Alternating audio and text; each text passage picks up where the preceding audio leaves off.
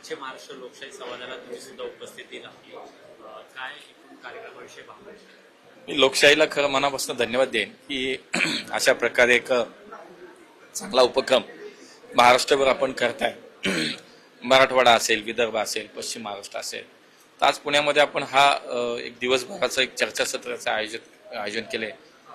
मला असं वाटतं की शेवटी पश्चिम महाराष्ट्राचा भविष्याचा विचार करताना वेगवेगळ्या क्षेत्रामध्ये व्यापार असेल, शेती असेल, उद्योग असेल, या सगळ्या क्षेत्रामध्ये पश्चिम महाराष्ट्राचं भविष्यातलं विजन काय, पश्चिम महाराष्ट्रातला या सगळ्या विकासाला नेमके संधी किती आहेत, काय त्याच्यामध्ये आपण काम करू शकतो, या सगळ्या विषयी एक चांगली चर्चा इथं घडतीये.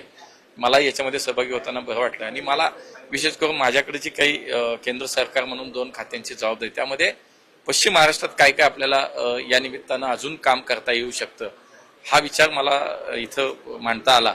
आणि हाच एक प्लॅटफॉर्म खूप चांगला आहे की ज्याच्या माध्यमातून आज वेगवेगळी मंडळी इथे येतील आणि पश्चिम महाराष्ट्राचं विजन मांडतील. खूप चांगला उपक्रम आहे. मनापासून शुभेच्छा आहे.